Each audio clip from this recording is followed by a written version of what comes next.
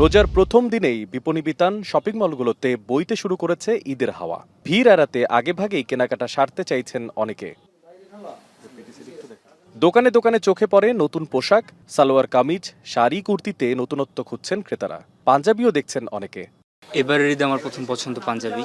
যদি পাই মন মতো হলে ফার্স্ট ওটা কিনবো, দেন বাজেটে থাকলে অন্য কিছু নেবো। শুরুতে অবশ্যই দাম কম থাকে, এটা এই জন্য আমাদের স্টুডেন্টদের একটু কমফোর্টেবল হয় তখন শপিংটা করতে। ফার্দার লাস্টের দিকে দাম অনেক বেড়ে যায়, তখন হয়তো আমরা সব কিছু আমাদের বাজেটের মধ্যে কভার করতে পারি না। ফার্স্টে সবার জন্য করব, নিজেরটা লাস্টে। রমজানের প্রথম দিনে বেচাকেনা শুরু হওয়ায় সন্তুষ্টির কথা জানালেন বিক্রেতারাও। প্রথম দিন অনুযায়ী ক্রেতারা কিছু কিছু আসতেছে, আবার চলে যাচ্ছে। আশা করি রমজান উপলক্ষে প্রতিদিন আস্তে আস্তে বাড়বে কাস্টমার। সময় গড়ার সাথে বেশি বিক্রির আশা বিক্রেতাদের। বিপণী বিতান ছাড়াও বিভিন্ন ব্র্যান্ডের আইটেমগুলোতেও এসেছে নতুন ডিজাইনের পোশাক।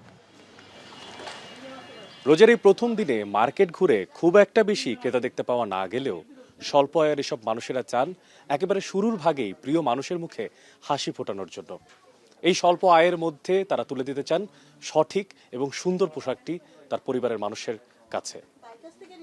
আশা করছেন বিক্রেতারা যে খুব দ্রুতই এই মার্কেট ঈদের বাজার হয়ে উঠবে জমজমাট। মশিউর অনিক, এখন, ঢাকা।